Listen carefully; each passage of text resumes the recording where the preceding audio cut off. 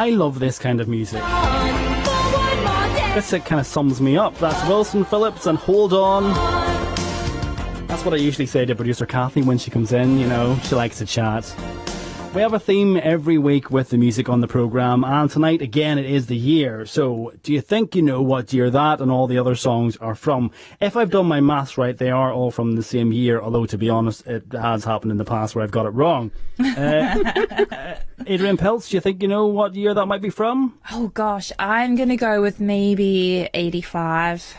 85. It's a bit hard to judge. 1985. And then we also have Ashley Coyle. Good evening to you. Hiya. You're very young, but I still want you to guess. God, I wasn't even in the womb at that stage, Vinny. What year were you born?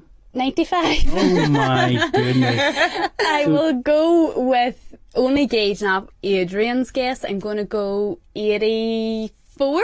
1984. So 84 and 85. Can I just say you're both wrong? What? Oh, okay. Yeah, but one person has guessed already on the text at 17771. Peter from Donaghadee says 1992. Ooh. You're all wrong. Do we get to change our answers at any point? Maybe later, yeah. But not just yet. It's too early for that. Anyway, yes, I hope your week has gone well. We'll get straight into the first topic tonight, which is what really counts as cheating. Do erotic fantasies about strangers or maybe a little flirt with a co-worker mean that you're doing the dirty on a partner, or is it just some harmless fun? You've already heard from them tonight, Ashley Coyle and Adrian Peltz. Ash, we'll start with you. Do you think, is there a difference when it comes to flirting and it's not physical, and flirting and it's all the emotion stuff? So I quite like you. Here's a wee cheeky picture or a cheeky like on Instagram.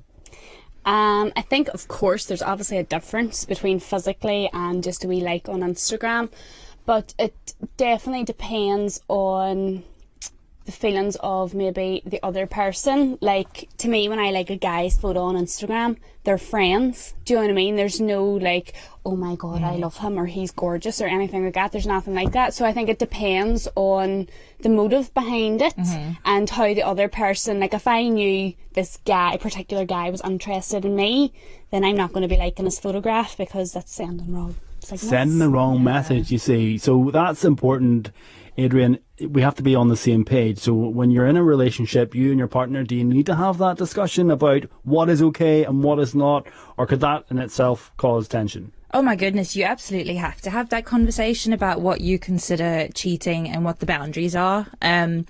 Like, I do think that, I mean, I'm pretty possessive. Are you? Yeah. I'm surprised to hear that. I thought you'd be very relaxed, chilled out, you know, whatever. Oh, I'm relaxed in the sense that, you know, I know if someone's with me, they're with me. And Sorry, what does that mean? Are you Al Capone? If someone's with me, they're with they're me. with me. Yeah, and if they're not with me, or they sleep with the fishes. Right, okay. Yes, pretty much. You're quite intense, Adrian. I never noticed that about you. I am very intense, and when I'm with somebody, like I would be devastated, for example, if I found out that my significant other had been like DMing other girls or, you know, the woman and saying like, oh, you really like that picture. I'd be furious, but I wouldn't be as furious as if they physically cheated. So it's more of a scale of rage, and like, you know, I feel like I'd be a nightmare, Adrian. Yeah, would you? Oh, an absolute nightmare. Is it different? I think I'm an easygoing. I do think I'm easygoing. Really? But if you went and asked my boyfriend, it might be a different story. Yeah, well, see, this is the So thing. I don't know. Do you think there's a difference when it comes to men and women and how they'll think about it and process it in their head? Actually, to me, I think guys are worse. But that's only because I think I am easygoing. Yeah.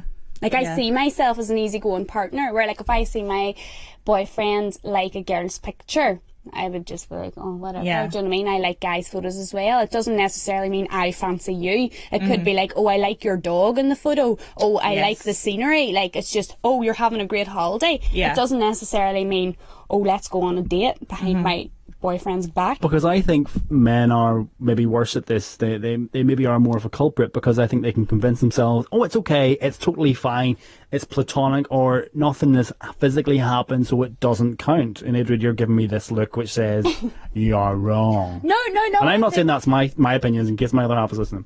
Oh no! Well, I thought what you were going to say is that like men have a tendency to like read into things when they don't exist. So like if you sneeze in a guy's direction, he's like, "Oh, she was flirting with me. Did you see that? Like she was coming on to me so badly." So what are your boundaries then? My boundaries, Yeah. my boundaries are you can't send anyone else a joke. You can't DM. No, I'm joking. I am joking. I'm joking. No directions. No,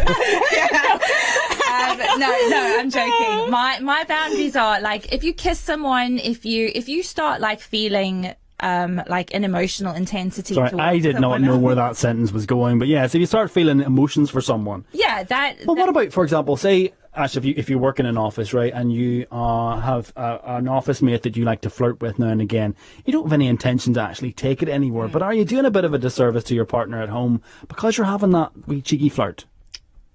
Honestly, I think you are, because I'm going to think if it was me and my partner was at work and he was doing that on me, I would feel hurt. And that's just because, like, you don't know, like, if I was in the workplace and I just had a cheeky flirt, as they call it, with a guy, I don't know how that guy's perceiving it. I don't know what that guy is saying to his friends about how I'm reacting to him, and then it could be blown into a whole other thing, and then I just find that so disrespectful to my partner, and nearly like I'm making a joke of him, and I wouldn't do that, because I wouldn't like that on me. And ultimately, I think that, I mean, people often talk about their work wife and their, you know, their work husband. I have a work wife. She's called Nicola Weir. She works on, well, apart from producer Kathy. This sounds very, very sexist. You can have a platonic work wife. Like, I have a work wife. It's totally platonic. Yeah, it's platonic. But, you know, you can have a cheeky flirt. But if you are having the cheeky flirt, I think you need to, like, ask yourself, why is it that you feel the need to do that? And it's usually a symptom of a problem in your relationship. Really? Because some people, so. I think, they're just flirty types of people. What do you think? I don't agree with it. I but don't agree. because you're not a flirt. Are naturally flirty. I think there's either issues there in your relationship or issues there with yourself. Why do you need to flirt with someone to get a certain type of attention? Now that's an interesting point. That's right. Yeah, exactly. If you're looking for validation outside of, like, you know, physical and sexual validation outside of the relationship you already have, there's probably something not great happening in your own heart or in your relationship. I think that's maybe more in your own heart, if I was to put a nail on that, because if you, as Ash said, if you're wanting some kind of attention that you might interpret as positive, and you're in a relationship, then that's, you know, there's questions to be asked there. What about some daydreaming then, Ash? If you are, you know, because this is where the line between always being attracted to somebody, just because you're in a relationship doesn't mean you'll never find anyone else attractive. But what about that daydreaming line? Where do you cross it? Do you daydream? No, like, I don't actually have time to daydream. So you're telling me you never have time to daydream about my own boyfriend, never mind anyone else who I think could be my boyfriend. But I don't mean necessarily wanting to actually engage in something or to make a move. But do you ever? I can appreciate when I see a good-looking guy. Yeah. Like, I appreciate that, but it doesn't necessarily mean I fancy him. Just the same way I expect my boyfriend to notice a good-looking girl. Like, I don't expect just because he's gone out with me to say, "Oh my God, everyone is ugly." Do you know what I mean? But you don't daydream a little bit and be like, "Oh, a bit of all right over there." That's, you know. But that I would like just to say, "Oh, he's good-looking." I wouldn't consider that daydreaming. Daydreaming would be more of fantasizing to me, and that I'm just like, no. Yeah, it's interesting because Ash's boyfriend is about 10 metres away.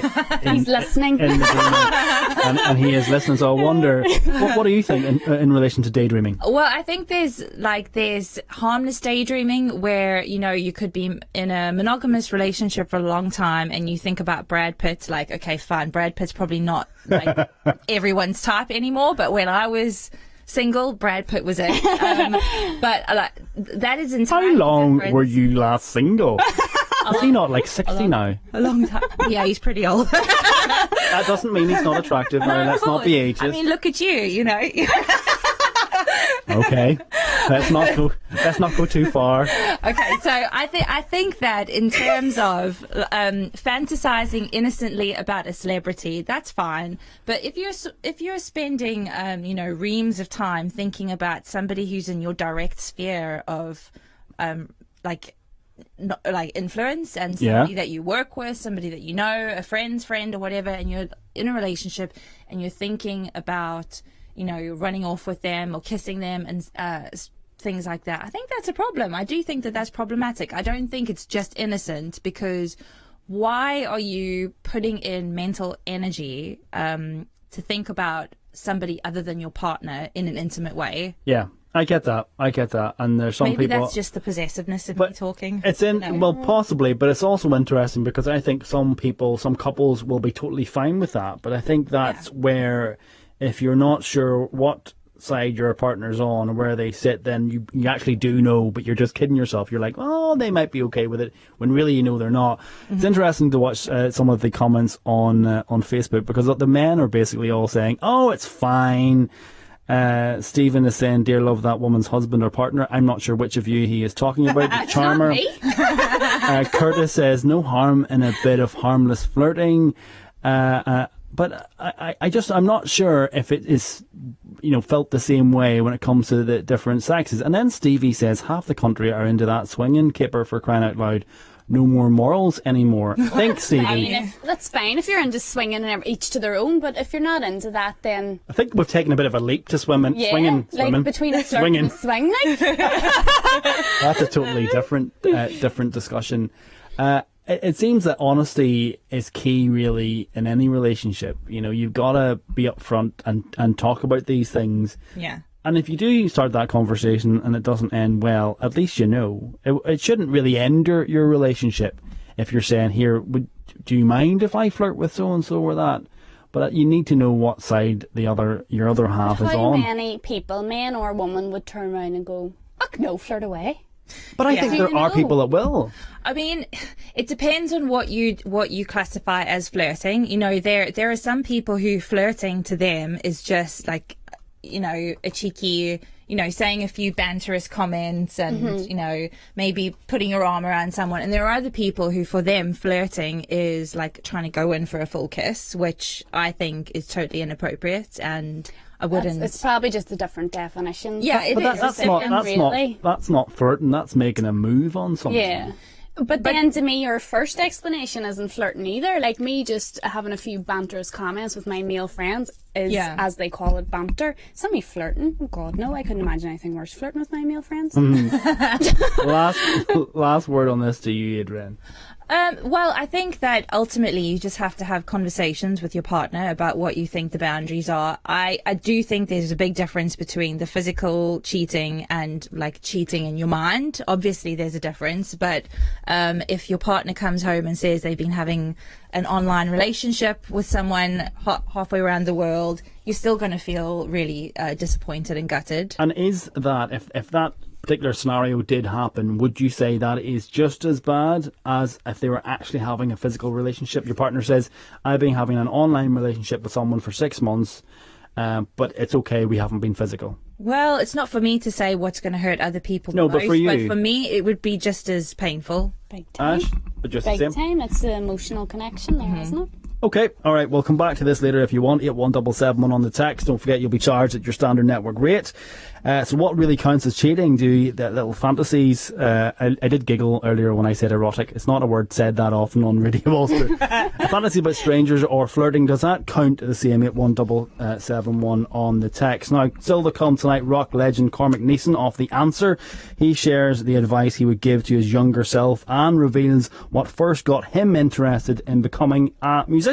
Part of the allure of a career in music was the travelling aspect, and I know now a trip to London doesn't seem like the most exotic destination in the world, but to me it was, because it meant packing up the van, driving down to Dublin, getting a ferry to Wales, driving the whole way down to London. It was living that kind of dream life. Did he say erotic or exotic London? I can't sure. Exotic, sorry. It's in my head now, it is. Right, back to the music now. We have a theme which is a year. All of these songs are from the same year. Now, this is totally different from the first one we had tonight. Do you like a bit of Garth Brooks? The only answer is yes. No. I love this. This all fits with the theme. What year are all these songs from?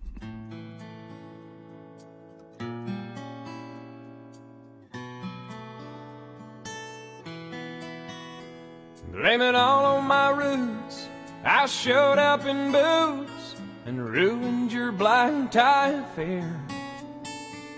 The last one to know, the last one to show, I was the last one you thought you'd see there. And I saw